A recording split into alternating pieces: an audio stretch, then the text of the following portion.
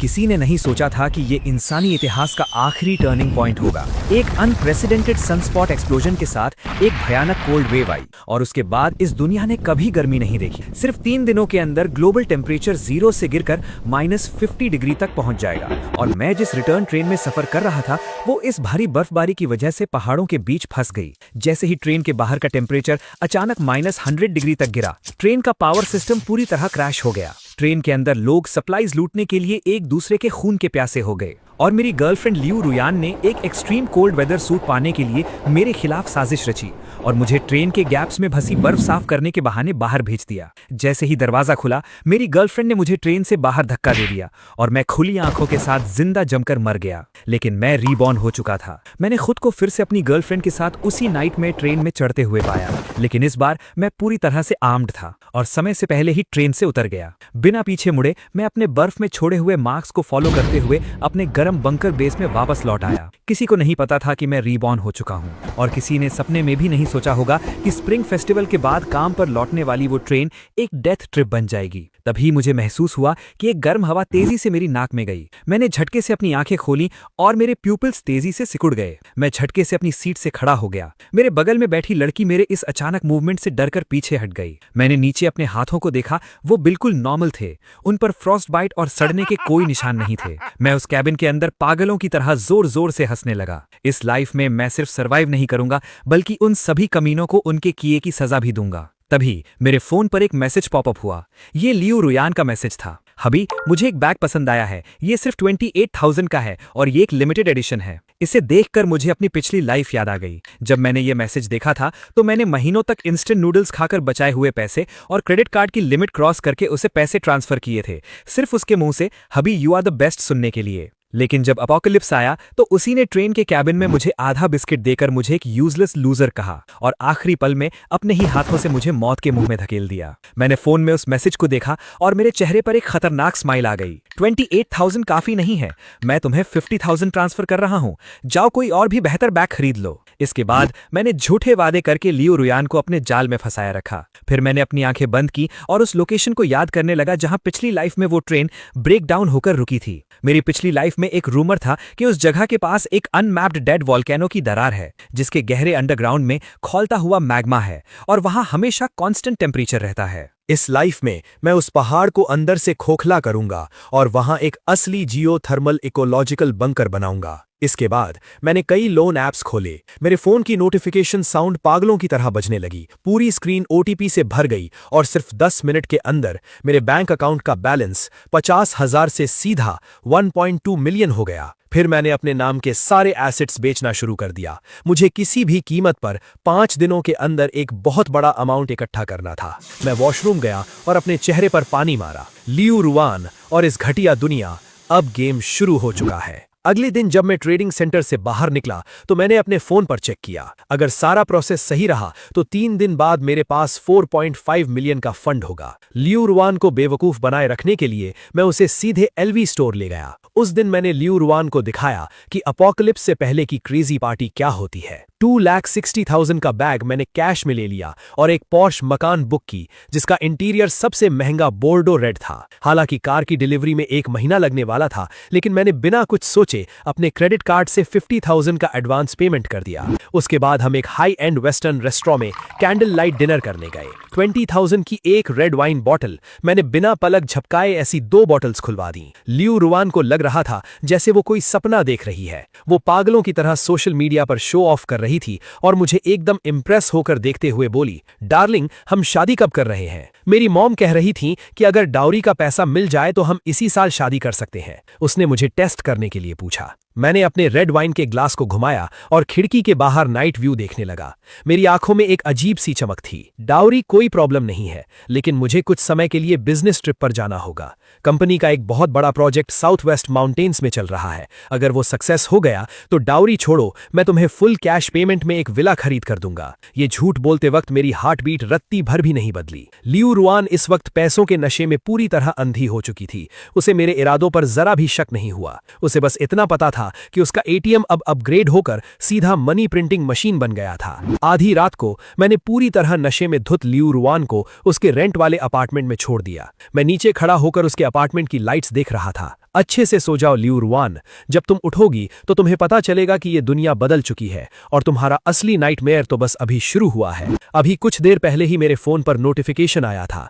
मेरी property mortgage का बचा हुआ पैसा, कार बेचने का कैश और आखिरी ऑनलाइन लोन का पैसा सब अकाउंट में आ चुका था।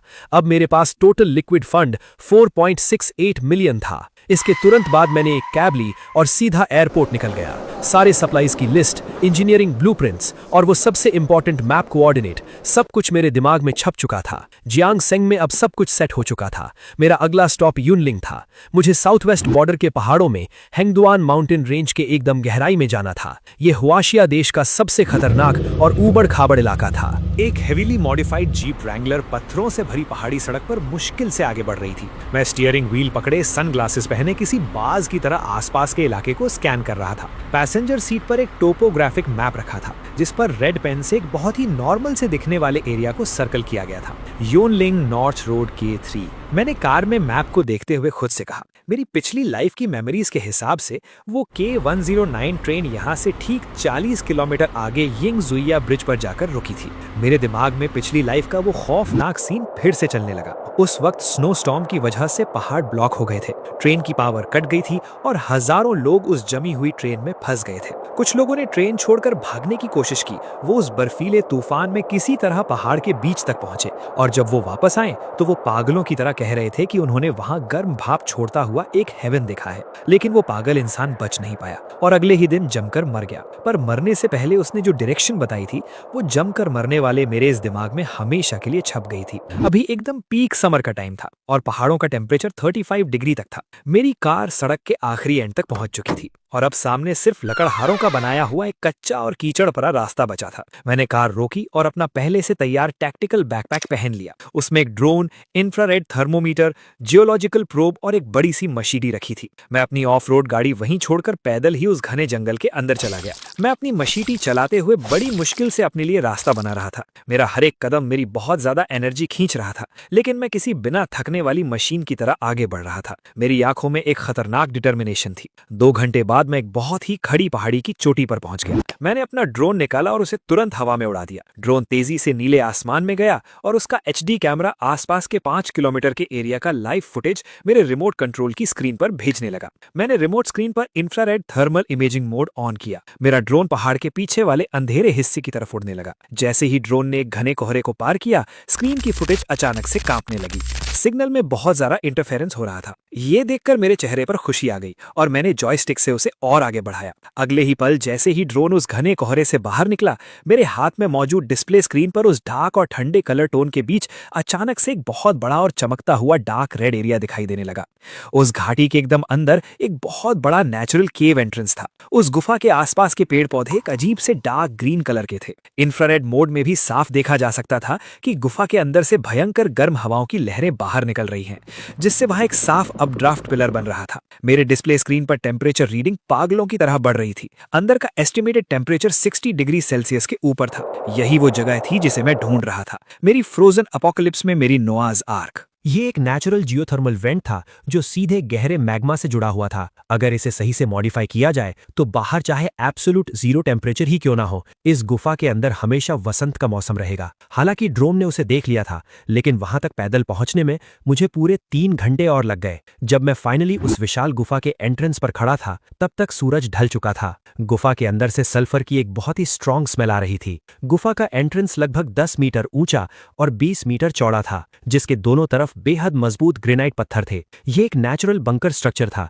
जो किसी भी नॉर्मल अर्थक्वेक या बॉम्बिंग को आसानी से झेल सकता था। मैंने अपना गैस मास्क पहना, अपनी स्ट्रॉन्ग फ्लैशलाइट ऑन की और बहुत ही सावधानी से अंदर गया। मैं जितना अंदर जा रहा था, टेम्परेचर उतना ही बढ़ रहा था। मेरे पैरों के नीचे के पत्थर इतने गर्म थे कि पैर जल रहे थे। मेरे कानों में पानी के बहने की आवाज आ रही थी। गुफा के लगभग 100 मीटर अंदर जाने के बाद मुझे एक बहुत बड़ा एरिया दिखा जो एक फुटबॉल ग्राउंड जितना बड़ा था। गुफा की छत से अनगिनत अजीबोगरीब स्टैलेक्टाइट्स लटक रहे थे और उस गुफा के बिल्कुल बीचों बीच एक प्राकृतिक हॉट स्प्रिंग पूल बना हुआ था जिसमें से भाप निकल रही थी। उसका पानी इतना साफ था कि नीचे तक सब दिख रहा था और वो एक हल्के नीले रंग की चमक दे रहा था। मैंने अपने ग्लव्स उतारे, नीचे बैठा और अपना हाथ पानी में डाला। पानी का टेम्परेचर लगभग 42 डिग्री था। ये टेम्परेचर सिर्फ हीटिंग के काम ही नहीं आएगा, बल्कि इसे रोजमर्रा के कामों के लिए भी इस्तेमाल किया जा सकता है और फिल्टर करके पिया भी जा सकता है। ये हॉट स्प्रिंग वाटर मिनरल से भरा हुआ था और इस जियोथर्मल हीट से बिजली भी बनाई जा सकती थी। और हॉट स्प्रिंग पूल के ठीक पीछे एक एकदम फ्लैट और खुला एरिया था, जहां की मिट्टी काली और बहुत ज्यादा फर्टाइल लग रही थी। वो सालों से जियोथर्मल भाप की वजह से बना एक स्पेशल माइक्रो इकोलॉजिकल एनवायरनमेंट था। यहाँ आलू, शकरकंद और सब्जियां उगाई जा सकती थीं। बस मुझे कुछ full spectrum plant grow lights लगानी होंगी, फिर मुझे रोशनी और टेम्परेचर की कोई टेंशन नहीं रहेगी। मैंने अपना मास्क हटाया और वहां की नमी से भरी गर्म हवा में गहरी सांस ली। ये मेरा किंगडम था। तभी मैंने देखा कि गुफा के एक कोने में एक पतली सी दरार थी जो सीधे बाहर की तरफ जा रही थी और उसका मुंह एकदम नीचे वाली घाटी की तरफ था। वहां से मैं उस घाटी के ऊपर बने उस रेलवे ब्रिज को एकदम साफ देख सकता था, जो उस K109 ट्रेन का इकलौता रास्ता था। कोऑर्डिनेट्स और एनवायरनमेंट कंफर्म करने के बाद मैंने 1 मिनट भी बर्बाद नहीं किया। मैंने तुरंत अपना सैटेलाइट फोन निकाला और एक नंबर डायल किया। ये एक प्राइवेट इंजीनियरिंग टीम थी जिसे मैंने यहां आने से पहले डार्क वेब फोरम के जरिए कांटेक्ट किया था। मैंने उन्हें मेरी रिक्वायरमेंट्स के हिसाब से कंस्ट्रक्शन शुरू करने का ऑर्डर दे दिया। फोन काटने के बाद मैं अपने सामने मौजूद भाप छोड़ते उस अंधेरे एबिस को देखने लगा। सबसे मुश्किल पहला कदम मैं उठा चुका था। अब आने वाले 4 महीने मौत के साथ एक पागलों वाली रेस होने वाले थे। मैंने उस खाली हवा में देखते हुए कहा, लियू रुयान, अपने इस आखिरी समर को अच्छे से एंजॉय कर लो। जब तुम एक ब्रांडेड बैग खरीदकर खुद पर गर्व कर रही होगी, तब तक मैं तुम्हारे लिए एक शानदार कब्र खोद चुका हूँगा। 3 महीने बाद का समय। यूनलिंग के गहरे पहाड़ों में एक भारी धमाके की आवाज गूंज उठी। गुफा के एंट्रेंस को एक्सप्लोजिव्स की मदद से डायरेक्शनल ब्लास्ट करके चौड़ा कर दिया गया था। इंजीनियरिंग टीम का दाढ़ी वाला बॉस लेजी अपना धूल से भरा सेफ्टी हेलमेट उतारते हुए अपने चेहरे का पसीना पोंछ रहा था। वो मेरे पास आया जहां मैं एक फोल्डिंग चेयर पर बैठकर ब्लूप्रिंट्स देख रहा था। लेजी ने एक सिगरेट जलाई और बोला, बॉस लॉन्ग, आपको जो एक्सपेंशन चाहिए था वो हो गया है। वो बीच में आने वाला बसॉल्ट पत्थर मेरी सोच से कहीं ज्यादा मजबूत था। मेरे दर्जनों ड्रिल बिट्स बर्बाद हो गए। सच कहूं तो मैंने 20 साल इंजीनियरिंग का काम किया है। मैंने अमीरों के लिए वाइन सेलर्स खोदे हैं और आम लोगों के लिए बंकर्स बनाए हैं, लेकिन आप जैसा पागल इंसान मैंने अपनी जिंदगी में पहली बार देखा है। ये सुनकर मैंने अपना सिर तक नहीं उठाया। मैंने अपने हाथ में पकड़े रेड पेन से ब्लूप्रिंट के एक वेंटिलेशन डक्ट पर जोर से गोला बनाया और कहा, पैसे की कोई टेंशन नहीं है, मुझे बस स्पीड चाहिए। हमारे पास सिर्फ 30 दिन हैं और मुझे ये गुफा एक आयरन बकेट जैसी इम्पेनेट्रेबल चाहिए। पिछले 3 महीनों से 24 घंटे 3 शिफ्ट्स में पागलों की तरह कंस्ट्रक्शन चल रहा था। सभी वर्कर्स लेजी समेत ओवरटाइम करके इस प्रोजेक्ट को खत्म करने में लगे हुए थे। कंस्ट्रक्शन की पूरी पेमेंट इकट्ठा करने के लिए मैंने इन 3 महीनों के टाइम गैप का फायदा उठाया। मैंने इंटरनेशनल फ्यूचर्स लेवरेज के जरिए कुछ क्रैश होने वाली छोटी क्रिप्टो करेंसीज को शॉर्ट सेल किया और किसी चमत्कार की तरह ढेर सारा क्विक मनी कमा लिया। फिर मैंने वो सारे मिलियंस का फंड इस गुफा को अपग्रेड करने में लगा दिया। अब ये गुफा एक असली डूम्सडे इकोलॉजिकल बंकर का रूप ले चुकी थी। सबसे पहले था एंट्रेंस डिफेंस एरिया। उस बड़े से नेचुरल एंट्रेंस को मोटे रीइंफोर्स्ड कंक्रीट से पूरी तरह ब्लॉक कर दिया गया था। वहां सिर्फ 3 मीटर ऊंचा और 2.5 मीटर चौड़ा एक कस्टम ब्लास्ट डोर लगाया गया था। इसका वजन 5 टन था और ये कॉम्पोजिट आर्मर स्टील से बना था। अगर कोई इस पर आरपीजी रॉकेट लॉन्चर से भी हमला करे तो भी इस पर एक खरोच लाने के लिए उसे कम से कम दर्जनों रॉकेट्स फायर करने पड़ेंगे। दरवाजे के पीछे एक 20 मीटर लंबा एस शेप्ड बफर कॉरिडोर था। ये सिर्फ ठंडी हवाओं को रोकने के लिए नहीं था, बल्कि किसी हमले के दौरान क्रॉस फायर पॉइंट्स बनाने के लिए डिजाइन किया गया था। कॉरिडोर के दोनों तरफ की दीवारों में high voltage power grid interfaces और पेपर स्प्रे नोजल्स फिट किए गए थे। कॉरिडोर पार करते ही एनर्जी कोर एरिया आता था, जो पूरे बेस का दिल था। वहां 2 high power geothermal generator sets की टेस्टिंग चल रही थी, जो जमीन की गहराई से आने वाली एंडलेस हीट एनर्जी को इलेक्ट्रिसिटी में कन्वर्ट कर रहे थे। उसके और अंदर जाने पर लिविंग और प्लांटिंग एरिया था। उस नेचुरल हॉट स्प्रिंग पूल को वैसे ही रखा गया था, बस उसके आसपास एंटी स्लिप और एंटी कोरोजन लकड़ी का फ्लोर बिछा दिया गया था। हॉट स्प्रिंग की भाप को हीट एक्सचेंज सिस्टम के जरिए बहुत ही प्रिसीजन के साथ गुफा के कोने कोने तक भेजा जा रहा था और सेंट्रल एसी सिस्टम के जरिए पूरे बंकर में 26 डिग्री का आरामदायक कांस्टेंट टेम्परेचर मेंटेन किया गया था। पूल के पास वाली काली मिट्टी पर पहले ही 3 टियर हाइड्रोपोनिक रैक्स लगा दिए गए थे। High intensity full spectrum plant grow lights ने उस जगह को दिन की तरह रोशन कर दिया था। और गुफा के सबसे अंदर, जो कि सबसे ऊंचे रॉक प्लेटफॉर्म पर था, वहां मेरा कोर लिविंग रूम था। इसे double layer sound proof glass से बाकी एरिया से अलग किया गया था। अंदर का इंटीरियर एकदम मिनिमलिस्ट इंडस्ट्रियल स्टाइल का था, जिसमें एक बहुत बड़ा सॉफ्ट बेड और एक लेदर सोफा सेट रखा था। बगल वाले हिस्से में एक बहुत बड़ा ओपन किचन था और एक पूरी दीवार पर 8 बड़े 55 इंच HD स्क्रीन्स वाली मॉनिटरिंग वॉल लगी थी। मैंने रिमोट कंट्रोल उठाया। एक बटन दबाते ही स्क्रीन का व्यू चेंज हुआ और कैमरा जूम इन हो गया। स्क्रीन पर घाटी की गहराई में सांप की तरह मुड़ती हुई एक रेलवे ट्रैक दिखाई देने लगी और वो गहरी खाई के ऊपर बना यिंगजुया ब्रिज। वीडियो क्वालिटी इतनी ज्यादा क्लियर थी कि रेलवे ट्रैक पर लगी जंग भी साफ दिखाई दे रही थी। मैंने जानबूझकर ये कैमरा ब्रिज से सिर्फ 300 मीटर दूर एक 1000 साल पुराने पाइन ट्री के खोखले तने के अंदर लगवाया था। इसकी हाइट बहुत ज्यादा थी और यहाँ से व्यू एकदम परफेक्ट आ रहा था। मैंने उस खाली रेलवे ट्रैक को देखा, मेरी आंखों में एक खून की प्यासी चमक आ गई और मेरे दिमाग में फ्यूचर के सीन्स घूमने लगे। 5 महीने बाद आने वाली उस बर्फीली रात में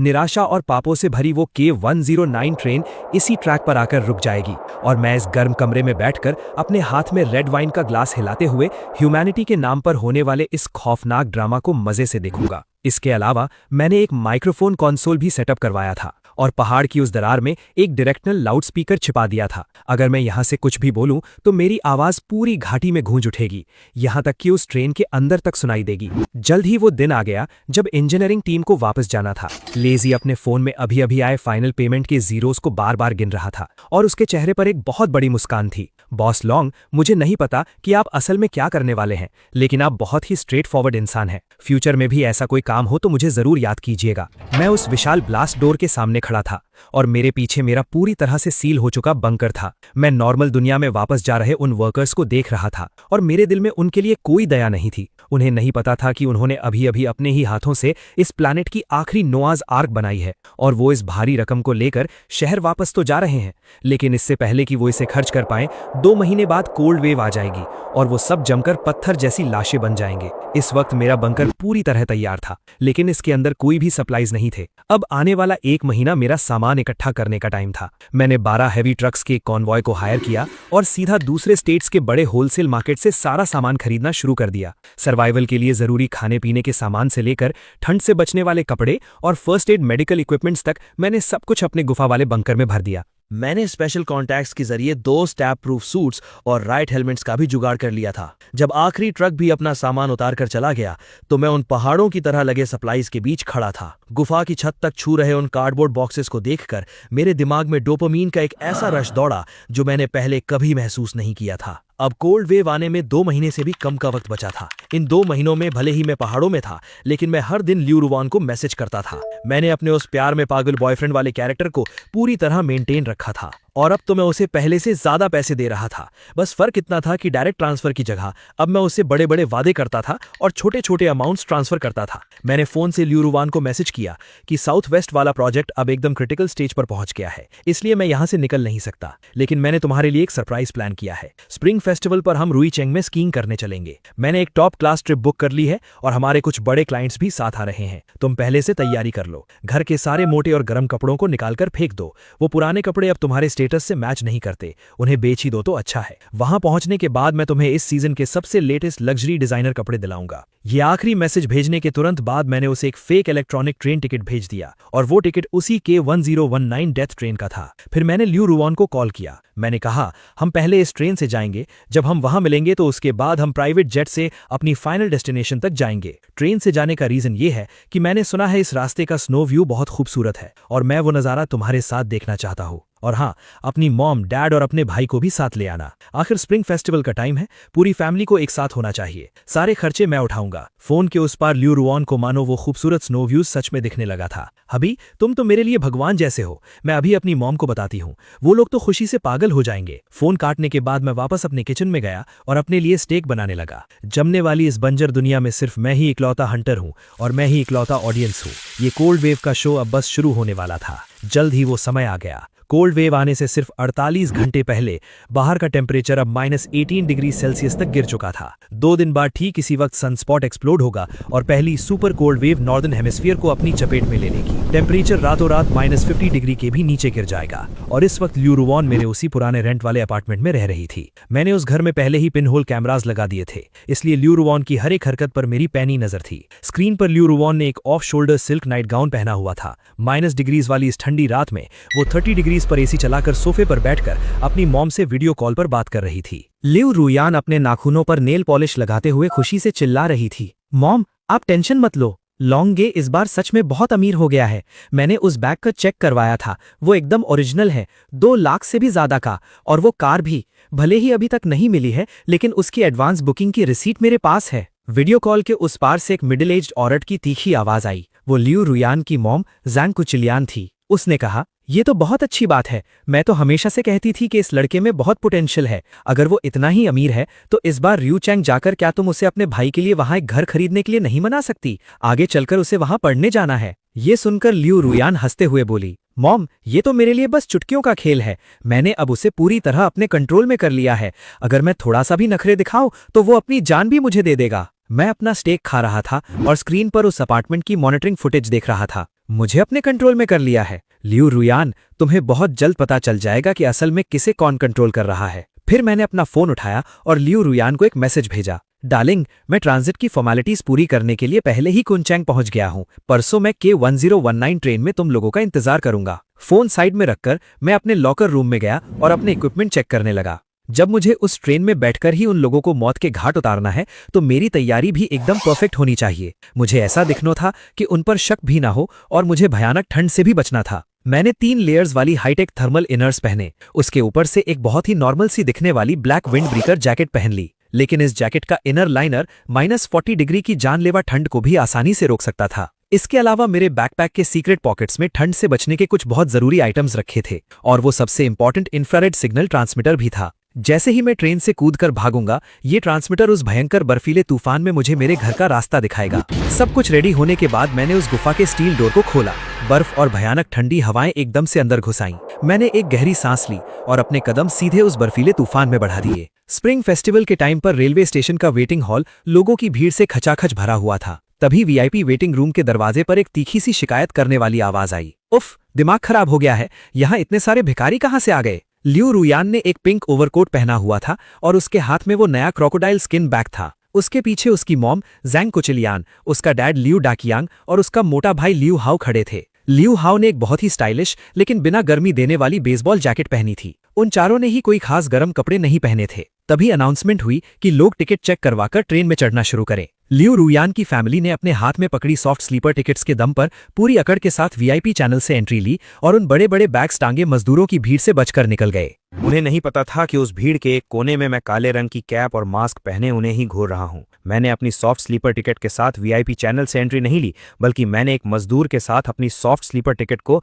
एक हार्ड सीट से एक्सचेंज कर लिया था। सॉफ्ट स्लीपर कैबिन भले ही कंफर्टेबल था, लेकिन वो बहुत ज्यादा बंद था, जिससे लोगों पर नजर रखना और वहां से भागना मुश्किल होता। हार्ड सीट वाला कैबिन भले ही अस्त व्यस्त था, लेकिन वो दरवाजे के पास था और वहां से मैं तबाही के असली नजारे को ज्यादा करीब से देख सकता था। ट्रेन एकदम सही समय पर चली और उस अंतहीन सफेद बर्फीले बंजर इलाके में आगे बढ़ने लगी। कैबिन का हीटर इतनी तेजी से चल रहा था कि लोगों को गर्मी लगने लगी और उन्होंने अपने जैकेट्स उतार दिए। लोग आराम से मूंगफली खा रहे थे, बातें कर रहे थे और ताश खेल रहे थे। जैसे ही ट्रेन शहर से बाहर निकली, बाहर का नजारा एकदम वीरान होने लगा। मैं खिड़की के पास वाली सीट पर बैठा था ताकि मौका मिलते ही ट्रेन से कूद सकूं। अचानक मेरा फोन वाइब्रेट हुआ। लियो रुयान ने वीडियो कॉल की थी। मैं थोड़ा झिझका, फिर मैंने कॉल उठा ली, लेकिन मैंने अपना चेहरा नहीं दिखाया। मैंने कैमरा को खिड़की के बाहर के अंधेरे शीशे के रिफ्लेक्शन की तरफ कर दिया। फोन से लियो रुयान की आवाज आई, हेलो हबी, तुम कहाँ हो? हम कैबिन नंबर 9 में हैं। ये बहुत ही शानदार है, तुम अभी तक यहाँ क्यों नहीं आए? मैंने अपनी आवाज धीमी की और एक हल्की सी थकी हुई टोन में कहा, मैं अभी पैंट्री कार में बैठकर कुछ काम निपटा रहा हूँ। यहाँ सिग्नल थोड़ा कम है, तुम लोग आराम करो, मेरा इंतजार मत करो, मैं अपना काम खत्म करके आता हूँ। लियो रुयान नखरे दिखाते हुए बोली, उफ, तुम भी ना ट्रिप पर आकर भी काम कर रहे हो, जल्दी आना। मॉम कह रही थी कि उन्हें रियू चैंग में घर खरीदने के बारे में तुमसे कुछ बात करनी है। ये सुनकर मेरे चेहरे पर एक डरावनी सी मुस्कान आ गई। मैंने कहा, आंटी से कहो कि वो टेंशन ना ले, घर उन्हें जरूर मिलेगा, एक बहुत बड़ा घर जिसमें वो हमेशा के लिए रह सकती हैं। और मैंने कॉल काट दी। फोन का सिग्नल फुल से गिरकर सिर्फ एक डंडे पर आ गया था। ट्रेन अब पहाड़ों के बीच घुस रही थी। 3 घंटे बाद ट्रेन पूरी तरह से हैंगडुआन माउंटेन रेंज के एकदम बीचों बीच होगी और तब सिग्नल पूरी तरह से गायब हो जाएगा। रात के 11 बजे कैबिन का टेम्परेचर कुछ अजीब होने लगा। जो हवा पहले इतनी गर्म थी वो अब धीरे धीरे ठंडी होने लगी थी। वो बच्चे वाली माँ ने अपने बच्चे को वापस से उसकी गर्म जैकेट पहना दी थी। लोगों ने शिकायत करना शुरू कर दिया, क्या हो गया, क्या हीटर खराब हो गया है? लेकिन मुझे पता था कि हीटर खराब नहीं हुआ है, बल्कि बाहर का टेम्परेचर बहुत ही खतरनाक स्पीड से गिर रहा था। मैंने अपनी घड़ी का बैरोमीटर और टेम्परेचर रीडिंग देखी। कैबिन के अंदर का टेम्परेचर 15 डिग्री दिखा रहा था। मेरा अंदाजा था कि बाहर का टेम्परेचर -40 डिग्री तक गिर चुका था। अचानक अनाउंसमेंट में ट्रेन कैप्टन की घबराई हुई आवाज गूंज उठी, सभी पैसेंजर्स कृपया ध्यान दें, आगे भारी बर्फीले तूफान और ओवरहेड वायर्स पर बर्फ जमने की वजह से ट्रेन की स्पीड को टेम्पररली कम किया जा रहा है। मैंने अपनी आस्तीन में छुपे खंजर को छुआ और मेरी आंखें एकदम तेज हो गईं। मैं महसूस कर सकता था कि ट्रेन के पहियों और ट्रैक के बीच का फ्रिक्शन बहुत भारी हो गया है। वो बर्फ थी जो ट्रेन को आगे बढ़ने से रोक रही थी और ट्रेन अब पहाड़ पर चढ़ रही थी। ठीक सामने जिंगजुया क्लिफ वाला रास्ता था जो कि मेरी तय की हुई फाइनल डेस्टिनेशन थी। कैबिन की लाइट्स अचानक जोर जोर से फ्लिक करने लगी और फिर एक झटके में बंद हो गईं। इमरजेंसी लाइट्स तुरंत चालू हो गईं जो एक बहुत ही डरावनी सफेद रोशनी दे रही थी। अगले ही पल ट्रेन ने बहुत जोर से ब्रेक मारा जिसकी भयानक आवाज गूंज उठी। इतनी भारी मोमेंटम की वजह से कई लोग जो खड़े थे वो सीधे जमीन पर गिर पड़े। मैं अपनी सीट पर एकदम मजबूती से बैठा रहा और बिल्कुल नहीं हिला। मैंने बर्फ से जमी खिड़की के पार देखा। मुझे बाहर उस गहरी खाई का हल्का सा आउटलाइन दिखाई दे रहा था। मेरे सिर के ठीक ऊपर 500 मीटर की ऊंचाई पर मेरा वो वसंत की तरह गर्म जियोथर्मल बंकर था और ये जगह अब बहुत जल्द एक असली डीप फ्रीजर बनने वाली थी। इस वक्त कैबिन नंबर 9 में लियू रुयान की परिवार कंबल ओढ़े ठंड से कांप रहा था। लियू हाओ ने गुस्से में अपना फोन जमीन पर पटक दिया। ये कैसी घटिया ट्रेन है, लाइट कैसे चली गई, नेटवर्क भी नहीं है। मेरा गेम एकदम पीक पर था। रुयान, जल्दी से लॉन्ग ग को बोल कि वो हमें यहाँ से लेकर जाए। इस घटिया जगह पर तो ठंड से जान निकल रही है। ये सुनकर लियू रुयान ने तुरंत अपना फोन निकाला और मेरा नंबर डायल किया। ये क्या हो रहा है, सिग्नल क्यों नहीं है? अपने फोन को देखकर लियू रुयान बुरी तरह घबरा गई। उसने अपना वो पतला सा पिंक कोट कसकर पकड़ लिया। एक ऐसा डर जो उसने पहले कभी महसूस नहीं किया था उसके दिल में छाने लगा। उसी वक्त कैबिन नंबर 14 में मैं अपनी सीट से उठा। मैंने अपनी जैकेट की चेन ऊपर तक खींची और अपने टैक्टिकल ग्लव्स पहन लिए। इमरजेंसी लाइट्स की उस हल्की सी रोशनी में मैंने अपने आसपास मौजूद उस घबराई हुई भीड़ को देखा। कोई रो रहा था, कोई गालियां दे रहा था और कुछ लोग खिड़की तोड़ने की कोशिश कर रहे थे। फिर मैंने अपना बैकपैक पहना और जब ट्रेन स्टाफ ट्रैक्स चेक करने के लिए भागा तो उसी अफरा तफरी का फायदा उठाकर मैं चुपके से ट्रेन के कैबिन्स के बीच वाले कनेक्शन एरिया की तरफ बढ़ गया। मुझे सबसे पहला काम लियू रुयान को ढूंढना नहीं था बल्कि मुझे नर्क का वो दरवाजा खोलना था ताकि मैं इस पूरी ट्रेन के लोगों को उस जमा देने वाली हवा का एक शानदार तोहफा दे सकूं। जब भयानक ठंड इंसानियत से टकराएगी सिर्फ तभी उनके नकली भाईचारे का ये पतला सा पर्दा पूरी तरह से फटेगा। कुछ ही देर में बैटरी खत्म होने की वजह से कैबिन की इमरजेंसी लाइट्स भी बंद हो गईं। टेम्परेचर अब एक बेहद खौफनाक लेवल तक गिर चुका था। मैं खिड़की के पास एक कोने में सिकुड़कर बैठ गया। मेरे शरीर की एक एक मसल एकदम टाइट थी। मेरे शरीर पर मौजूद ग्राफीन हीटेड इनरवेयर अपनी पहली बैटरी की पावर इस्तेमाल कर रहा था और लगातार मिलने वाली वो गर्माहट मेरे ऑर्गन्स को उस जमा देने वाली ठंड से बचा रही थी। मेरे बगल वाला वो बच्चा अब रो भी नहीं पा रहा था, बस वो बहुत धीमी सी आवाज में पानी मांग रहा था। उस जवान माँ ने पूरी निराशा के साथ अपना थर्मस खोला लेकिन उसने देखा कि अंदर रखा हुआ गर्म पानी आधे घंटे पहले ही जमकर पत्थर बन चुका था।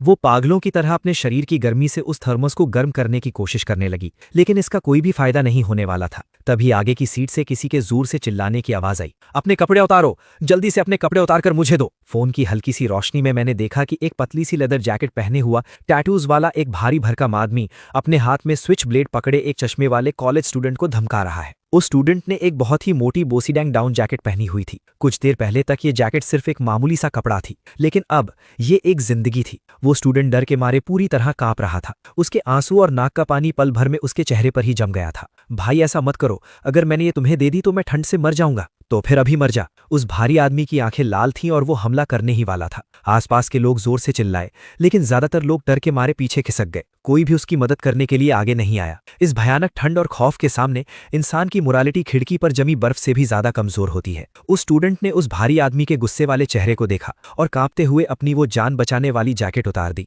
उस आदमी ने झटके से वो जैकेट छीनी और तुरंत पहन ली और सुकून से एक लंबी सांस ली। और वो स्टूडेंट जिसकी आखिरी सुरक्षा उससे छीन ली गई थी अपनी बाहों को लपेटे सीट के नीचे सिकुड़ गया। 10 मिनट से भी कम समय में उसकी बाहों और बालों पर सफेद बर्फ जम गई। वो बर्फीला तूफान तेजी से उसके शरीर को चीर रहा था। उसका शरीर कुछ देर जोर से कांपा और फिर वो हमेशा के लिए शांत हो गया। मैं एक तरफ बैठे एकदम ठंडे दिमाग से ये सब देख रहा था। मेरे हाथ मेरी जेब में थे और मैंने अपने मिलिट्री शॉवल के हैंडल को कसकर पकड़ा हुआ था। मेरा सबसे पहला काम ये था कि मैं खुद अगला शिकार न बनूं। उसी वक्त कैबिन नंबर 9 में लियू रुयान की फैमिली का हाल भी बहुत बुरा था। लियू रुयान 2 कंबलों में लिपटी हुई थी, फिर भी ठंड से उसके होंठ नीले पड़ चुके थे। लियू हाओ ने कैबिन के सारे तकिए अपने ऊपर डाल रखे थे। अचानक लियू हाओ को कुछ याद आया। वो झटके से बैठा और बोला, बहन मुझे अभी याद आया, हमारे बगल वाले कैबिन में जो बुढ़ा है मैंने देखा था कि वो अपने साथ मिलिट्री कोट्स का एक पूरा बड़ा सा बक्सा लेकर आया है। लियू रुयान की आंखों में एक चमक आ गई। लालच की वो चमक उस भयानक ठंड से भी ज्यादा तेज थी। ये सुनते ही पास बैठे लियू डाचियांग ने तुरंत अपना धर्मस उठाया।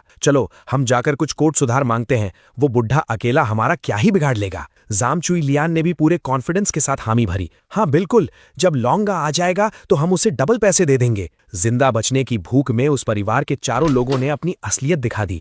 उन्होंने अपने कैबिन का दरवाजा खोला और सीधा बगल वाले कैबिन में घुस गए। कुछ ही सेकंड बाद बगल वाले कैबिन से उस बूढ़े आदमी के चिल्लाने और किसी भारी चीज के टकराने की आवाजें आने लगी और फिर सामान इधर उधर फेंकने की आवाजें आने लगी। थोड़ी देर बाद लियू रुयान का पूरा परिवार अपने कैबिन में वापस आ गया। उन चारों ने एक भद्दी सी हरे रंग की पुरानी मिलिट्री कोट पहनी हुई थी। वो कोट्स देखने में बहुत गंदी थीं, लेकिन उसमें भरी हुई मोटी रुई की गर्माहट से उन्हें इतना सुकून मिला कि वो राहत की सांस लेने लगे। और उस बूढ़े आदमी का क्या हुआ, इस बात से उन्हें कोई फर्क नहीं पड़ता था। लियू रुयान उस मिलिट्री कोट में लिपटी हुई थी और उसने अपने हाथ में वो क्रोकोडाइल स्किन बैग कसकर पकड़ा हुआ था। उसने खिड़की के बाहर उस काले बर्फीले तूफान को देखा और पहली बार उसके दिल में एक भयानक खौफ पैदा हुआ। सुबह के 4 बजे हार्ड सीट कैबिन के हालात पूरी तरह से आउट ऑफ कंट्रोल हो रहे थे। उस टैटूज वाले भारी आदमी को जिसने जैकेट छीनी थी, मानो खून का स्वाद लग गया था। वो अब पूरे कैबिन में किसी भूखे जानवर की तरह अपना अगला शिकार ढूंढने लगा और बहुत जल्द उसकी नजर कोने में बैठे मुझ पर पड़ी।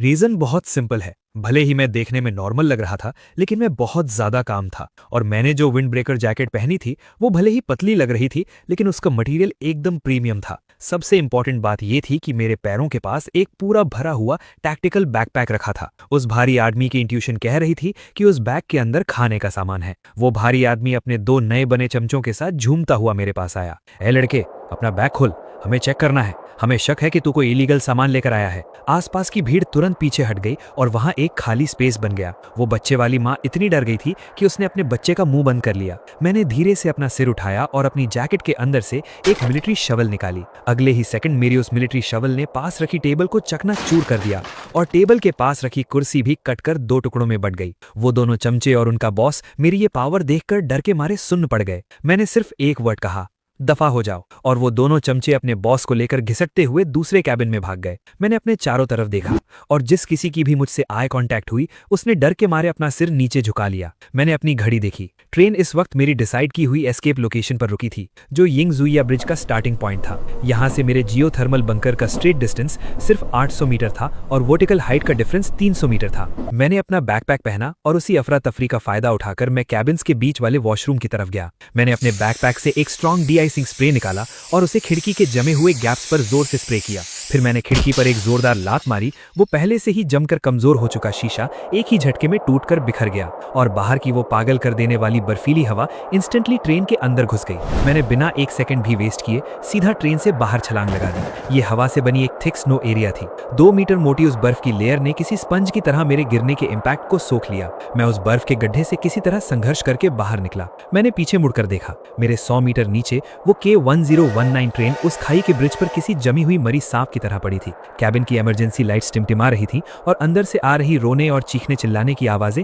मुझे हल्की हल्की सुनाई दे रही थी। मैंने अपना बैकपैक खोला, एक प्रोफेशनल आइस एक्स और क्रैम्पॉन्स का एक जोड़ा निकाला और तुरंत अपने गॉगल्स पहन लिए। मैंने गॉगल्स का नाइट विजन मोड ऑन किया और वो सफेद बर्फीली दुनिया अब हरी दिखने लगी। मेरे ठीक सामने 60 डिग्री के स्लोप वाला एक बेहद खड़ी चढ़ाई वाला पहाड़ था। मैंने अपने इक्विपमेंट्स के सहारे एक एक कदम ऊपर चढ़ना शुरू किया। 50 मीटर ऊपर चढ़ने के बाद मेरी उंगलियां सुन्न होने लगी थी। हीटिंग ग्लव्स होने के बावजूद मेरे हाथों का ब्लड सर्कुलेशन अब जवाब दे रहा था। 100 मीटर चढ़ने के बाद मेरी जांघों के मसल्स में भयंकर ऐंठन होने लगी। मैंने अपनी जीभ को दांतों से जोर से काटा ताकि उस तेज दर्द से मैं खुद को होश में रख सकूं। जिंदा बचने की इसी जिद ने मुझे पूरे 2 घंटे तक मौत की उस चढ़ाई पर हार नहीं मानने दी। जब मैं फाइनली उस आखिरी चट्टान को पार करके ऊपर पहुंचा तो मेरे सामने बाहर की तरफ निकला हुआ एक बहुत बड़ा पत्थर था और उस पत्थर के नीचे वाले अंधेरे हिस्से में मेरा वो परफेक्टली हिडन गुफा का एंट्रेंस शांति से मेरा इंतजार कर रहा था। मैं लड़खड़ाते हुए वहां भागा और ब्लास्ट डोर के ऊपर लगी कैमोफ्लाज नेट और बर्फ को हटा दिया, जिससे वो ठंडी टाइटेनियम अलॉय वाली तिजोरी जैसा दरवाजा बाहर आ गया। मैंने अपने कांपते हाथों से ग्लव्स उतारे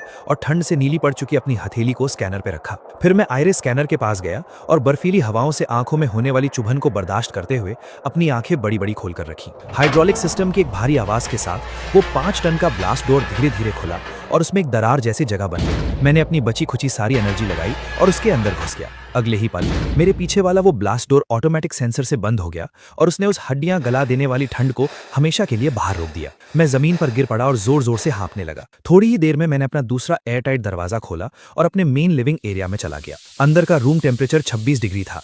हवा में पौधों की एक हल्की हल्की मीठी खुशबू थी और सेंट्रल ह्यूमिडिफायर बहुत ही सॉफ्ट पानी की भाप छोड़ रहा था। दूर रखे हाइड्रोपोनिक रैक्स पर सलाद के पत्ते और टमाटर बहुत ही शानदार तरीके से उग रहे थे, जो उन पिंक ग्रो लाइट्स के नीचे देखने में बहुत ही टेस्टी लग रहे थे। मैं पागलों की तरह उस गर्म हवा में सांस ले रहा था। उसके बाद मैं बाथरूम में गया और बड़े आराम से एक गर्म पानी का शावर लिया। आधे घंटे बाद मैंने एक व्हाइट बाथरूम पहना और अपने हाथ में भाप छोड़ती हुई लाटे कॉफी का एक कप लेकर अपने कोर लिविंग रूम में आ गया। मैं अपने लेदर सोफे पर बैठा, अपने पैरों को कॉफी टेबल पर रखा और बोला, पेनोरामिक मॉनिटरिंग सिस्टम ऑन करो। एक बीप की आवाज आई और दीवार पर लगी वो 85 इंच की बड़ी स्क्रीन तुरंत ऑन हो गई। स्क्रीन 9 अलग अलग हिस्सों में बट गई थी और बीच में जो सबसे बड़ी स्क्रीन थी उसमें बर्फ से आधी ढकी हुई वो K109 ट्रेन साफ दिखाई दे रही थी। मैंने कैमरा स्विच किया और कैबिन नंबर 9 के अंदर का नजारा खोल लिया। ट्रेन में चढ़ने से पहले मैंने चुपके से कॉरिडोर और कुछ छुपी हुई जगहों पर माइक्रो लिस्निंग डिवाइसेस और पिन होल कैमराज लगा दिए थे। उनकी बैटरी 2 दिनों तक चल सकती थी। स्क्रीन पर दिख रहा नजारा बहुत ही खौफनाक था। इमरजेंसी लाइट्स पूरी तरह से बंद हो चुकी थी। उस घुप अंधेरे में लियू रुयान उसी छिनी हुई मिलिट्री कोट में लिपटी हुई एक कोने में सिकुड़कर बुरी तरह कांप रही थी। लियू दाचियांग और लियू हाओ उसके बगल में पागलों की तरह कैबिन के पर्दे और चादरें फाड़ रहे थे ताकि उन्हें जलाकर थोड़ी गर्मी ले सके।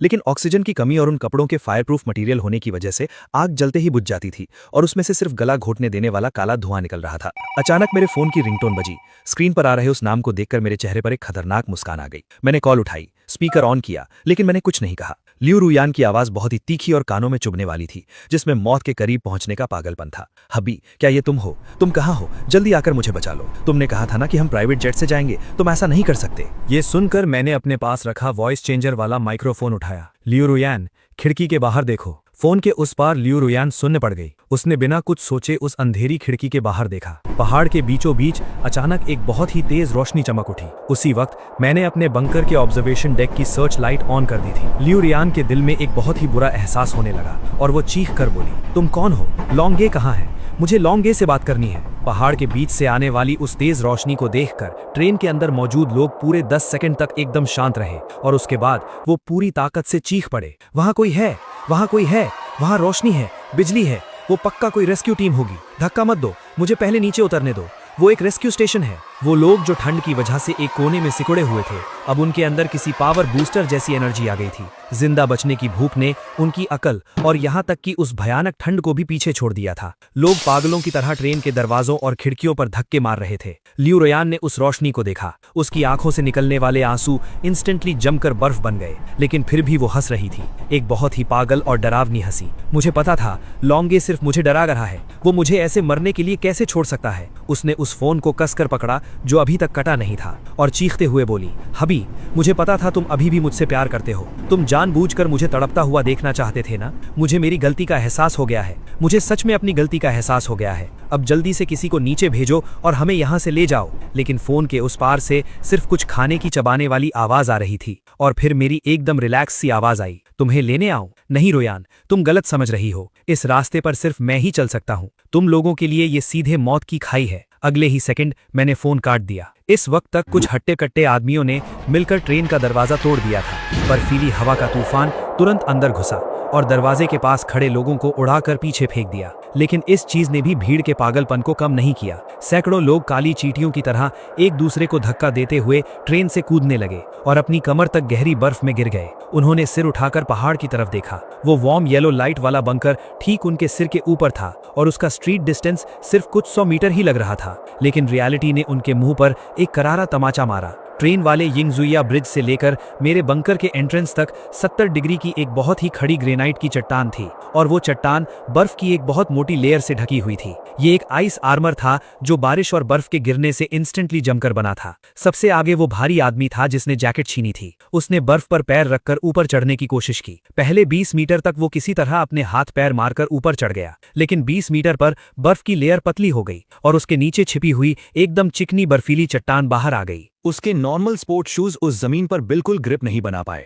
वो फिसला और सीधा नीचे भीड़ के ऊपर आकर गिरा, जिससे उसके नीचे कई लोग दब गए और भी बहुत सारे लोग पागलों की तरह ऊपर चढ़ने लगे। कुछ लोगों ने ह्यूमन पिरामिड बनाने की कोशिश की, कुछ लोगों ने अपनी उंगलियों से चट्टान के गैप्स को पकड़ने की कोशिश की, लेकिन -50 डिग्री के टेम्परेचर में चट्टान को छूते ही उनकी उंगलियों की स्किन उससे चिपक जाती थी और थोड़ा सा भी जोर लगाने पर उनकी स्किन फटने का दर्दनाक एहसास होता था। तुरंत ही चारों तरफ से दर्द से चीखने की आवाजें आने लगी। लियू रुयान की फैमिली भी उसी भीड़ के बीच में थी। लियू हाओ ने अपनी उधार ली हुई मिलिट्री कोट में लिपटे हुए कहा, बहन, हालात बहुत खराब हैं। इस पहाड़ी दीवार पर पैर टिक ही नहीं रहे हैं। लियू रुयान ने ऊपर चमक रही उस रोशनी को देखा।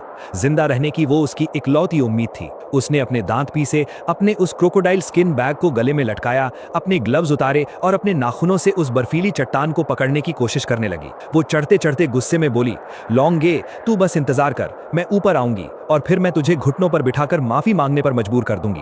इस नफरत के पागलपन की वजह से वो सच में 30 मीटर तक ऊपर चढ़ गई। लेकिन ठीक उसी वक्त घाटी के एकदम अंदर से एक भयानक बर्फीला तूफान आया। उस हवा की स्पीड लेवल 12 के हरिकेन जितनी थी। उस हवा ने चट्टान पर लटके हुए उन दर्जनों लोगों को किसी तिनके की तरह उड़ा दिया। अचानक लियू रुयान को अपना शरीर एकदम हल्का लगने लगा और वो पूरी तरह आउट ऑफ कंट्रोल होकर नीचे गिरने लगी। वो बर्फ की ढलान पर टकराते और लुढ़कते हुए नीचे आई और आखिर में जमीन पर पड़ी गहरी बर्फ में जोर से गिरी। एक बहुत तेज दर्द उसके पूरे शरीर में फैल गया। उसे लगा कि उसकी कम से कम 2 पसलियां टूट गई हैं। और सबसे बुरी बात तो ये थी कि जब उसने अपना सिर उठाया तो उसने देखा कि बंकर की बैल्कनी पर मेरा एक बहुत बड़ा प्रोजेक्शन बन रहा था जो मेरी वीडियो दिखा रहा था। स्क्रीन पर मैं अपना व्हाइट बाथरोब पहने, एक हाथ में रेड वाइन का ग्लास लिए हुए था और मेरे ठीक सामने एक गर्म भाप छोड़ता हुआ हॉट पॉट रखा हुआ था। मैंने मीट का एक पीस उठाया, सेसेमे सॉस में डुबोया और अपने मुंह में रख लिया। मेरे चेहरे पर एक गजब का सुकून था। मुझे ऐसे मजे से हॉट पॉट खाते देखकर उस -50 डिग्री की खौफनाक ठंड में खड़े वो सभी जिंदा लोग अंदर तक टूट गए। जैकेट छीनने वाला वो भारी आदमी पूरी तरह पागल हो गया था। वो आसमान की तरफ देखते हुए रोने वाली आवाज में चीखने लगा, मुझे बस एक निवाला खाने को दे दो, सिर्फ एक निवाला, मैं तुम्हारे लिए कुछ भी करने को तैयार हूं। लेकिन उसके जवाब में लाउडस्पीकर से सिर्फ मेरी आवाज आई, गुड इवनिंग एवरीवन। मैं बस आपको एक फ्रेंडली रिमाइंडर देना चाहता हूं कि बाहर का टेम्परेचर इस वक्त -58 डिग्री है। आपके शरीर की गर्मी आपको ज्यादा से ज्यादा सिर्फ 20 मिनट तक जिंदा रख सकती है। 20 मिनट बाद तुम सब जमकर बर्फ की मूर्तियां बन जाओगे। इसलिए अगर मैं तुम्हारी जगह होता तो मैं तुरंत वापस ट्रेन में चला जाता। हालांकि वहां भी मौत पक्की है, लेकिन कम से कम वहां मरने के बाद तुम्हारी लाश तो पूरी रहेगी। कमरे में बैठा मैं अपना हॉट पॉट खाते हुए बोला, और हाँ मिस लियू रुयान, तुम्हारी पसलियां कैसी हैं? मैंने अभी तुम्हें नीचे गिरते हुए देखा था। वो गिरने का स्टाइल बिल्कुल भी क्लासी नहीं था और तुम्हारे उस क्रोकोडाइल स्किन बैग के साथ तो बिल्कुल भी मैच नहीं कर रहा था। इस वक्त लियू रुयान को इतना गंदा फील हो रहा था मानो उसे सबके सामने नंगा कर दिया गया हो। अब फाइनली भीड़ का दिमाग ठिकाने आ गया था, या यूं कहें कि मौत के डर ने उनके लालच को हरा दिया था। जो लोग कुछ देर पहले एक दूसरे को धक्का देकर पहाड़ पर चढ़ रहे थे, अब वो वापस ट्रेन में घुसने के लिए एक दूसरे को कुचलने लगे। लियू दाकियांग आधी मरी हुई लियू रुयान को घसीट रहा था और जैंग चुईलियान गालियां बक रहे लियू हाओ को खींच रही थी। ये पूरा परिवार किसी तरह घिसटते हुए वापस कैबिन में पहुंच गया। मैंने प्रोजेक्टर बंद किया, अपनी चॉपस्टिक्स नीचे रखे और बोला, सिस्टम डेटा रिपोर्ट करो। तुरंत ही कमरे में सिस्टम की आवाज गूंजी। बाहर का टेम्परेचर -60 डिग्री तक गिर चुका है। ट्रेन एरिया में जिंदा लोगों की गिनती लगातार कम हो रही है। पिछले 1 घंटे के अंदर 32 लोग ठंड से जमकर या पहाड़ से गिरने की वजह से मारे जा चुके हैं। ये सुनकर मैंने अपना सिर हिलाया। मेरे चेहरे पर रत्ती भर भी दया नहीं थी। मेरी पिछली लाइफ में इन लोगों ने कभी ना कभी मेरा फायदा उठाया था या मुझे धोखा दिया था। इनमें से कोई भी मासूम नहीं था। मैंने स्क्रीन पर कीड़े मकोड़ों की तरह ट्रेन में वापस घुस रहे उन लोगों को देखा। मैंने ब्रॉडकास्टिंग सिस्टम का कंट्रोल पैनल ऑन किया और अपनी उंगली से एक रेड बटन दबा दिया। ये एक प्री रिकॉर्डेड ऑडियो थी। उसके बाद मैं पीछे मुड़ा और अपने बेडरूम में सोने चला गया।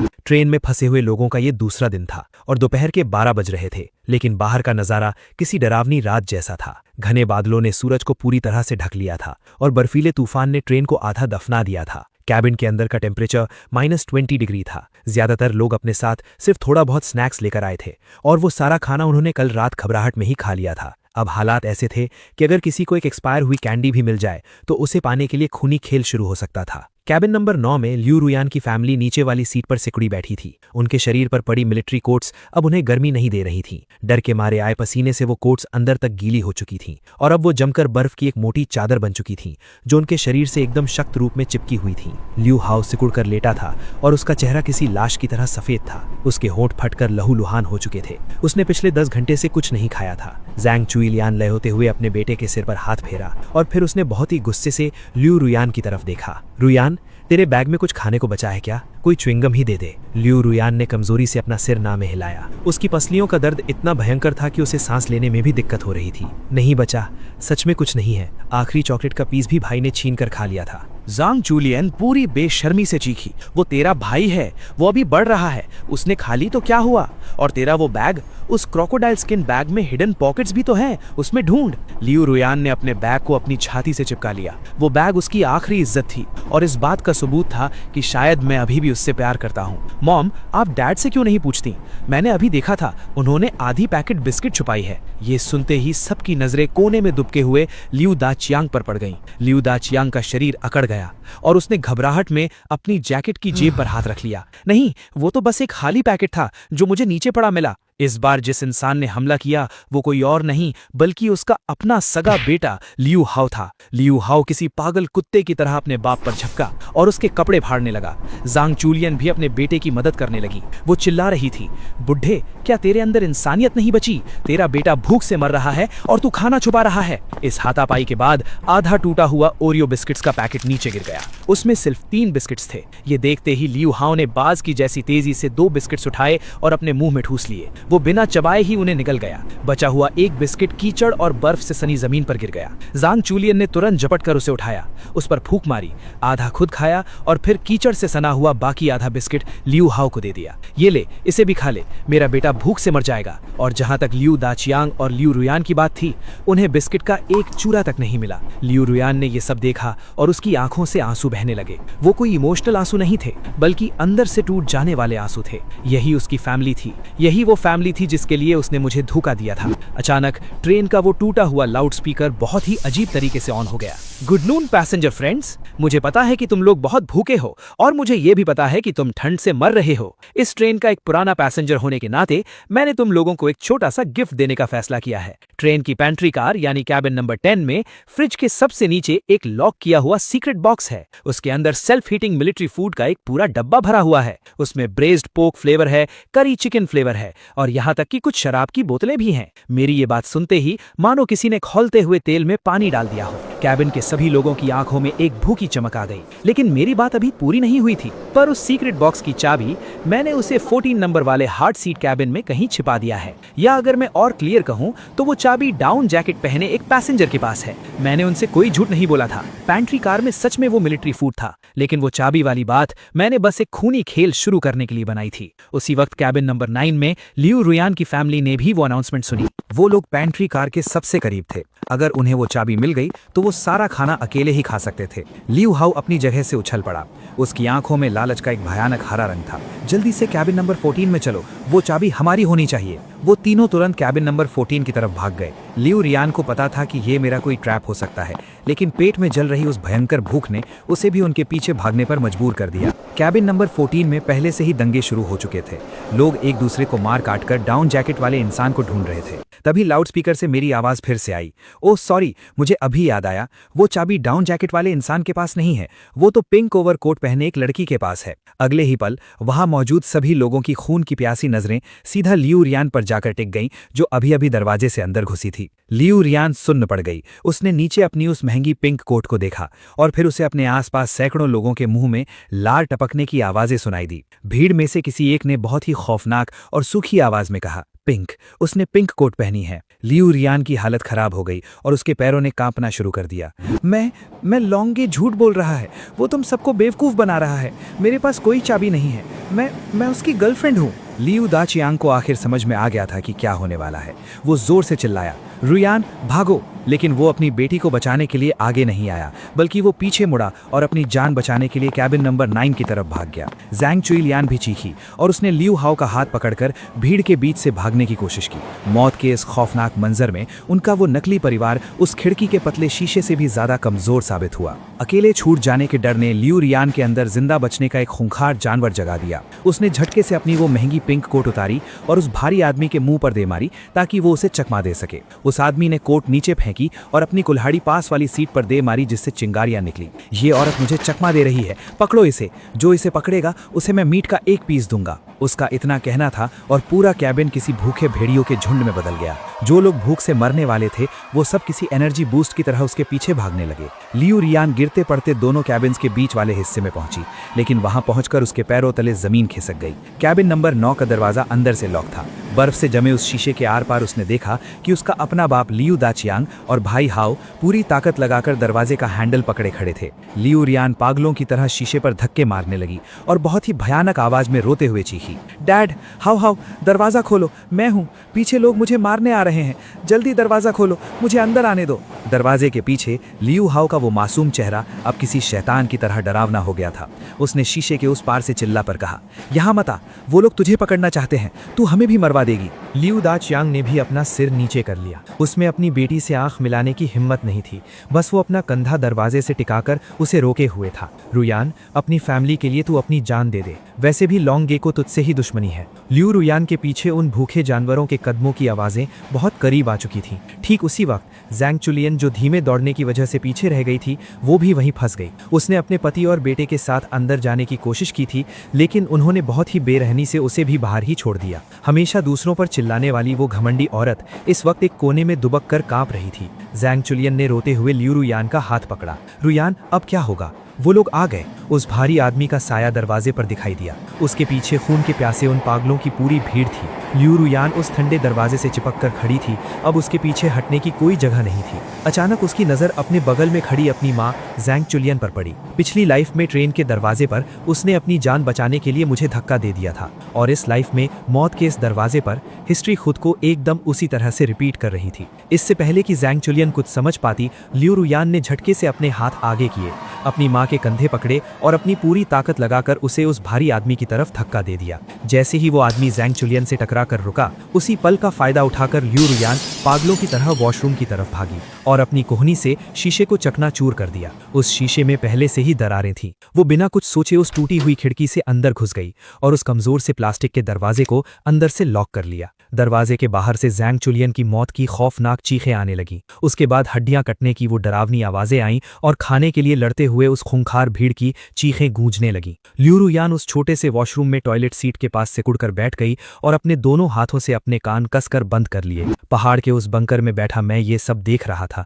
मेरी आंखें हैरानी से बड़ी हो गईं। मैंने अपना वाइन ग्लास नीचे रखा और एक भारी आवाज में बोला, वाह, क्या शानदार परफॉर्मेंस थी। लियू रुयान, तुम आज भी उतने ही बेरहम और खूंखार हो जितनी पिछली लाइफ में थी। ट्रेन में फंसे हुए आज तीसरा दिन हो चुका था और सुबह का टाइम था। मेरी आवाज ट्रेन के लाउडस्पीकर से फिर से गूंजी, गुड मॉर्निंग सर्वाइवर्स। मैंने कल रात कैमराज में वो सब देखा जो यहाँ हुआ था। सच में मैं बहुत हैरान हूँ। खास तौर पर मिस लियू रुयान का वो धक्का, वो सर्वाइवल इंस्टिंक्ट का एकदम टेक्स्ट बुक एग्जाम्पल था। और मिस्टर लियू हाओ का अपने ही परिवार के मुंह पर दरवाजा बंद करना, वो तो सच में गजब था। आग के पास बैठे लियू रुयान, लियू दाचियांग और लियू हाओ एक साथ कांप उठे। लियू रुयान ने झटके से अपना सिर उठाया और छत पर लगे उस स्पीकर को घूरने लगी। मेरी आवाज में एक हंसी थी। क्या तुम्हें बहुत अजीब नहीं लग रहा? सच तो ये है कि वो मिलिट्री फूड का डब्बा कभी था ही नहीं और ना ही कोई चाबी थी। उस वक्त तुम लोगों का दिमाग काम करना बंद कर चुका था। तुम बस बहुत भूखे थे और तुम्हें कुछ खाने का या फिर किसी इंसान को ही खा जाने का बस एक बहाना चाहिए था। लियू हाओ अचानक पागल हो गया।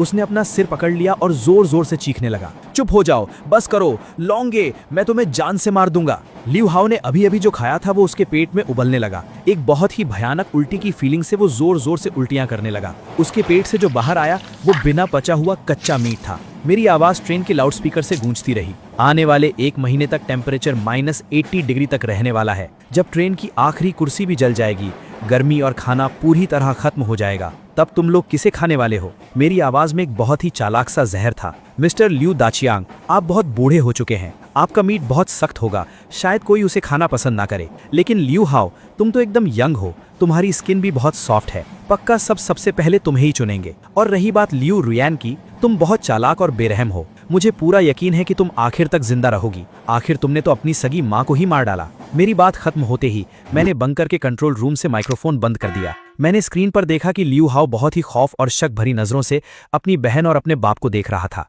और लियू रुयान बहुत ही डरावनी नजरों से अपने भाई की गर्दन को घूर रही थी। उनके बीच का वो खूनी शक अब पैदा हो चुका था। इस बंद ट्रेन के बर्फीले ताबूत में अब कोई फैमिली नहीं थी, सिर्फ जिंदा रहने के लिए इंसानी खाने का स्टॉक था। मैंने वाइन कैबिनेट से एक बहुत ही प्रीमियम तिरामिसू केक निकाला, एक सिल्वर स्पून से उसका एक पीस काटा और खाया। उसकी वो मिठास और हल्का कड़वापन बिल्कुल मेरे इस रिवेंज के टेस्ट जैसा था। मैंने कंट्रोल रूम को ऑर्डर दिया, सिस्टम ट्रेन की बची हुई पावर सप्लाई भी कट कर दो और मेरे बंकर की सारी एक्सटर्नल लाइट्स भी ऑफ कर दो। बंकर के ऊपर से ट्रेन पर पड़ रही वो तेज रोशनी झटके से बंद हो गई और वो पूरी दुनिया एक बार फिर से एक कभी ना खत्म होने वाले घुप अंधेरे में डूब गई। मैं अपने उस बड़े से फ्लोर टू सीलिंग शीशे के पास गया और बाहर उस गहरे काले बर्फीले बंजर इलाके को देखने लगा। रीबॉर्न होने के बाद से पिछले 5 महीनों में मैं हर एक दिन बस इसी पल के लिए जी रहा था। अब मेरा बदला पूरा हो चुका है। जिन लोगों ने मुझे दर्द दिया था वो अब मौत से भी बदतर सजा काट रहे हैं, लेकिन मुझे अंदर से कोई खालीपन फील नहीं हो रहा था, क्योंकि अपोकलिप्स तो अभी बस शुरू हुआ है। ये ट्रेन तो बस एक बहुत छोटा सा हिस्सा है। दूर के शहरों में उस अंतहीन बंजर जमीन पर शायद और भी बहुत सारे खतरे और चैलेंजेस मेरा इंतजार कर रहे हैं। K109 ट्रेन को फंसे हुए पूरे 17 दिन हो चुके थे। आधे महीने तक तबाही मचाने के बाद आज फाइनली वो बर्फीला तूफान रुक गया था। लेकिन ये कोई राहत नहीं थी, बल्कि ये तो एक और भी खौफनाक सजा की शुरुआत थी। आसमान में एक बहुत ही डरावना और ठंडा सूरज लटक रहा था, जिसमें रत्ती भर भी गर्मी नहीं थी। हवा इतनी ठंडी थी मानो वो जमकर पत्थर बन गई हो। बाहर का टेम्परेचर -85 डिग्री तक गिर चुका था और जमीन पर बर्फ 4.5 मीटर गहरी थी। तभी एक बहुत ही एडवांस मशीन के चलने की आवाज ने घाटी के उस सन्नाटे को तोड़ा। बंकर का ब्लास्ट डोर धीरे धीरे खुला। मैंने अपनी पोलर कोल सूट पहनी हुई थी और बाहर आया। मैंने बहुत सारा पैसा खर्च करके पोलर रिसर्च टीम से एक fully covered exoskeleton extreme weather suit खरीदा था। एक काले रंग की हाईटेक बॉडी ने मुझे पूरा ढका हुआ था। हेलमेट के शीशे पर नीले रंग का डेटा चमक रहा था। सूट के अंदर लगी माइक्रोन्यूक्लियर बैटरी मेरे पूरे शरीर के हीटिंग सिस्टम और पावर बूस्टर को चला रही थी। इस वजह से इस जमा देने वाली दुनिया में भी मेरे शरीर का टेम्परेचर 36 डिग्री था और मैं एकदम नॉर्मल तरीके से चल फिर सकता था। इसके साथ ही मेरी पीठ पर एक हाई प्रेशर स्नाइपर राइफल टंगी हुई थी और मेरे हाथ में कार्बन फाइबर की एक ट्रैकिंग स्टिक थी। आज न्यू ईयर का पहला दिन था। मैंने सोचा कि बाहर टहल कर आऊं और साथ ही अपने उन पुराने दोस्तों को न्यू ईयर विश भी कराऊं। मैंने अपने एक्सोस्केलेटन का स्की मोड ऑन किया और उस बर्फीले पहाड़ से तेजी से नीचे फिसलने लगा। कुछ ही मिनटों में मैं यिंगजुया ब्रिज के ऊपर पहुंच गया। वो बहुत बड़ा रेलवे ब्रिज अब पूरी तरह से बर्फ से ढक चुका था और वो चमकते हुए शीशे जैसा एक आइस ब्रिज बन चुका था और वो K109 ट्रेन अब सिर्फ एक धुंधले से साई जैसी लग रही थी। लगभग पूरी ट्रेन बर्फ के नीचे दफन हो चुकी थी। सिर्फ कैबिन नंबर 9 का एक छोटा सा कोना बाहर दिख रहा था, जो किसी कब्र के पत्थर जैसा लग रहा था। मैंने अपने हेलमेट का ब्रीदिंग वाल्व एडजस्ट किया और कैबिन नंबर 9 की खिड़की के पास गया। खिड़की पहले ही टूट चुकी थी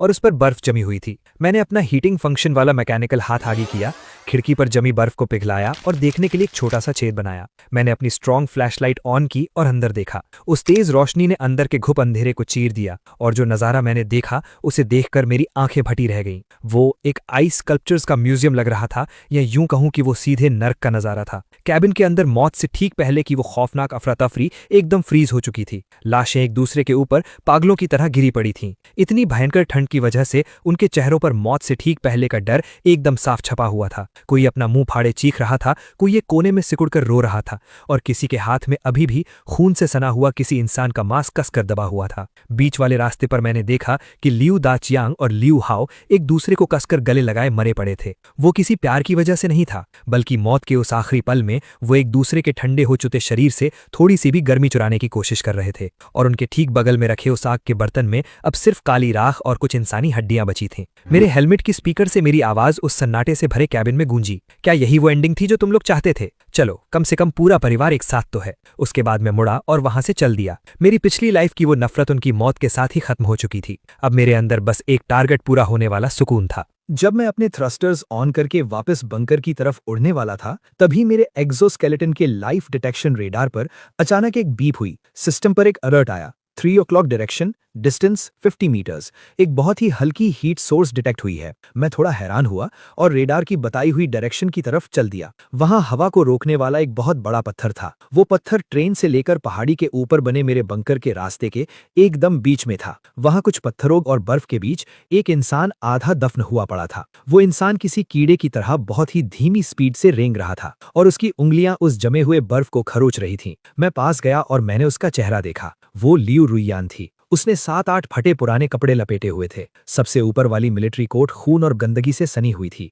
उसके बाल जमकर बर्फ का एक पत्थर बन चुके थे। उसके पूरे चेहरे पर फ्रॉस्ट बाइट और पस से भरे हुए घाव हो गए थे, लेकिन उसकी आंखें अभी भी खुली हुई थीं और उन आंखों में जिंदा रहने का एक पागलपन भरा जुनून था। वो ट्रेन के पूरी तरह से जमने से पहले ही बाहर निकल आई थी। जिंदा रहने की उस भयानक जिद के दम पर -85 डिग्री के बर्फीले तूफान में वो किसी कीड़े की तरह पूरे 2 दिन और 2 रात तक रेंगती रही, सिर्फ उस गर्म जन्नत जैसे बंकर तक पहुंचने के लिए जिसे उसने कुछ दिन पहले देखा था। कदमों की आवाज सुनकर लियू रुयान ने बहुत मुश्किल से अपना सिर उठाया। उसकी पलकों पर बर्फ जमी हुई थी और उसे कुछ साफ नहीं दिख रहा था, लेकिन उसने मेरे उस ऊंचे काले साए को देख लिया था। उसका गला ठंड से पूरी तरह से फट चुका था और उसके मुंह से किसी टूटी हुई मशीन जैसी भयानक आवाज आ रही थी। उसने अपना काला पड़ चुका हाथ आगे बढ़ाया और अपनी पूरी ताकत लगाकर मेरे पैर को पकड़ लिया। मैं नीचे दिखा। अपने हेलमेट के वन वे शीशे के आर पार मैं उसकी आंखों में वो भूख एकदम साफ देख सकता था, जिंदा रहने की भूख। मैंने उससे कहा, वाह क्या गजब की लाइफलाइन है तुम्हारी, एक कॉकरोच भी तुम्हें अपना भगवान मान लेगा।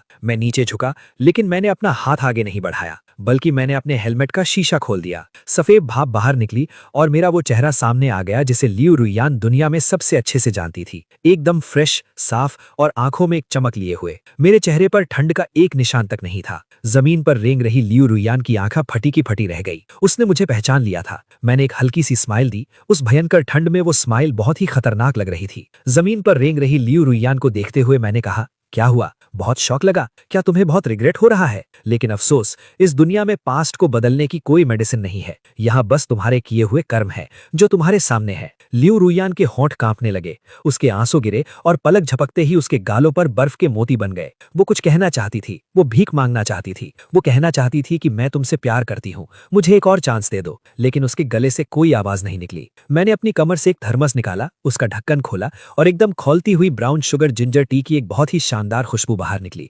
-85 डिग्री की इस हवा में वो खुशबू किसी जन्नत के अमृत जैसी लग रही थी। लियू रुयान की नजरें उस थर्मस पर टिक गईं। उसके गले से लार निगलने की आवाज आई। मैंने उसके एकदम सामने उस जिंजर टी का एक घूंट पिया और फिर बाकी बची हुई चाय को सीधे बर्फ पर गिरा दिया। उसके बाद मैंने अपना मास्क वापस बंद किया, खड़ा हुआ और अपने एक्सोस्केलेटन सूट के जेट सिस्टम को ऑन किया। मैं पीछे मुड़ा और तेजी से उड़ते हुए पहाड़ की तरफ चला गया और पीछे सिर्फ लियू रुयान बची थी, जो बर्फ पर गिरी उस जमी हुई चाय के सामने रेंग रही थी। उसका हाथ हवा में किसी चीज को पकड़ने के पोज में ही जम गया था और उसकी आंखों की वो आखिरी चमक अब हमेशा के लिए बुझ चुकी थी। उस खौफनाक हवा के चलने के 5 मिनट बाद वहां एक नई आइस स्कल्पचर बन चुकी थी। उस बर्फ की मूर्ति का नाम था लालच। और अपने अंडरग्राउंड बंकर के बेडरूम में लौटकर मैं एकदम रिलैक्स होकर अपने बिस्तर पर लेट गया। रिबॉर्न होने के बाद से ये मेरी सबसे सुकून भरी नींद थी। इस शांत आधी रात में अपोकलिप्स का ये खौफनाक विंटर तो बस अभी शुरू हुआ था, लेकिन मेरे लिए अब स्प्रिंग का मौसम आ चुका था।